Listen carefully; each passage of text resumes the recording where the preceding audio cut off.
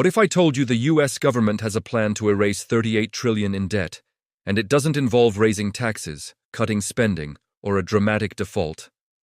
What if the plan is already in motion, happening silently, right under our noses? Right now, everyone is distracted by headlines about deficits, government shutdowns, and political drama. But behind the scenes, something far more significant is unfolding. The real value of America's massive debt is being systematically erased. Not through payment, but through something much more subtle: inflation.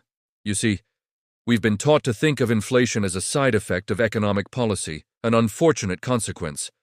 But what if it's not a bug, but a feature? What if it's the primary tool being used to manage an unmanageable debt load? Every time you go to the grocery store and notice prices are a little higher, that's it. That's the mechanism at work. Your dollar buys a little less, and simultaneously, the government's $38 trillion debt becomes a little less burdensome in real terms. It's a silent transfer of wealth from your savings account to the government's balance sheet. Tonight, we're pulling back the curtain on this invisible playbook. We're going to break down how trillions of dollars in debt are being wiped away. Not with a bang, but with a whisper. By the time most people figure out what's happening, the game will already be over.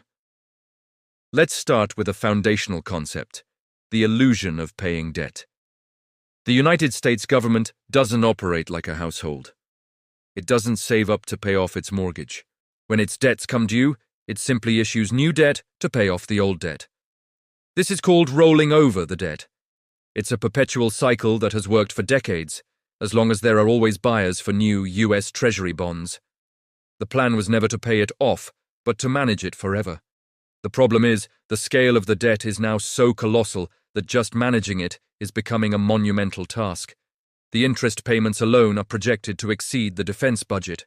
So, a new strategy was needed. Enter inflation as a weapon. This isn't the hyperinflation you see in history books, with people using wheelbarrows of cash to buy bread. This is a slow, steady, and calculated inflation, ideally running around 3, 4, or even 5% a year. It doesn't create panic, it just becomes the new normal. At 4% inflation, the real value of a fixed sum of money is cut in half in about 18 years. Apply that to $38 trillion, you don't need headlines or congressional votes. You just need to keep interest rates below the rate of inflation. The debt effectively shrinks on its own, year after year. The government's debt burden is reduced, not because it paid anything back, but because the value of the dollars it owes has been diluted. This leads us to the concept of a silent default. We imagine a government default as a catastrophic event, a formal announcement, financial markets crashing, global chaos. But the real default is much quieter. It doesn't look like a Wall Street collapse. It looks like your weekly grocery bill going from $150 to $250 over a few years. It looks like the gas pump hitting a new record. You're still getting paid, your bank account still shows the same numbers, but your purchasing power is bleeding out. The promise to pay you back is honored in nominal terms, but the value of what you receive is significantly less. This is a default in substance, not in name. The government is defaulting on the value of its currency. How is this done? Through currency dilution. In the past, this meant literally printing more money. Today, it's more sophisticated.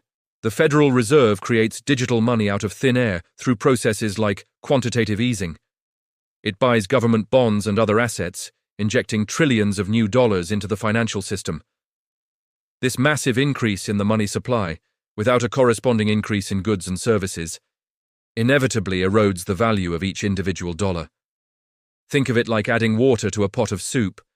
The volume increases, but the soup becomes weaker and less flavorful. Your dollar is the soup. So, who ultimately pays the bill for this grand financial maneuver? The answer is anyone who saves in dollars, earns a wage in dollars, or relies on a fixed income. It's the savers who watch the real value of their nest egg dwindle year after year. It's the wage earners whose pay raises can't keep up with the real cost of living. And it's especially retirees who live on fixed pensions or savings that were meant to last for decades. This inflationary policy acts as a hidden tax, a stealthy confiscation of wealth that's far less visible and politically costly than raising income or sales taxes. It's a tax on holding money itself. Even the people who are supposedly safe, the bondholders, are trapped. Investors around the world buy U.S. Treasury bonds because they're considered the safest asset on the planet. You are guaranteed to get your money back. But here's the trap. You get your nominal dollars back, but what can those dollars buy? If you invest in a 10-year bond that pays 3% interest, but inflation runs at 4% over that decade, you have lost real value. You got paid back, but you are poorer for it. This is the core of the strategy. Keep interest rates paid on government debt lower than the true rate of inflation. This is known as financial repression.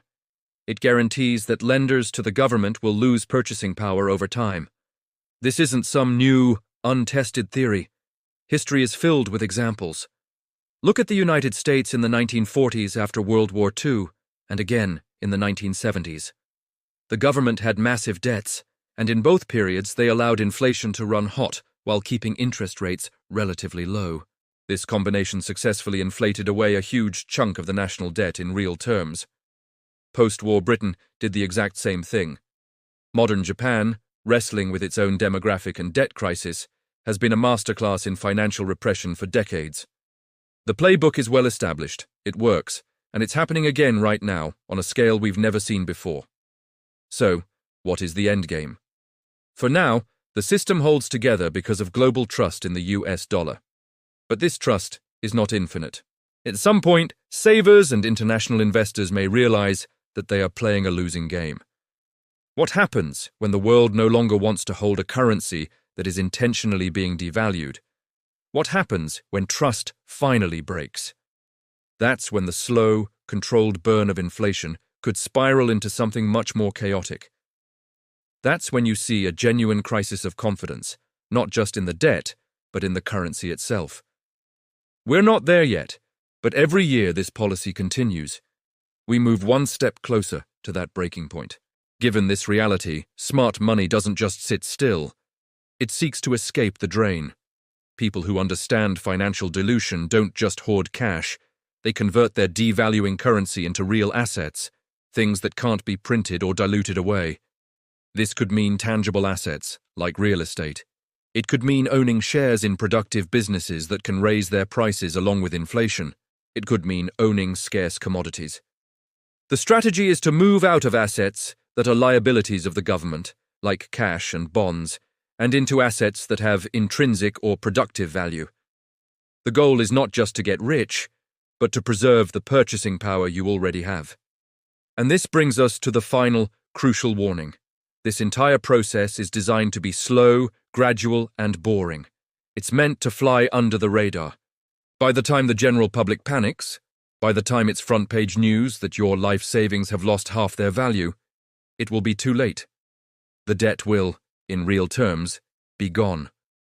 And so will a huge portion of the public's purchasing power. The wealth transfer will be complete. Understanding this now is not about being alarmist. It's about being prepared. It is about recognizing the financial environment we are in and making informed decisions to protect yourself and your family. Because in this game, the ones who understand the rules are the ones who have a chance to win. The rest will simply pay the price without ever knowing a choice was made. Thanks for watching. If you found this breakdown valuable, please hit that like button and subscribe for more deep dives into the financial forces shaping our world. See you next time.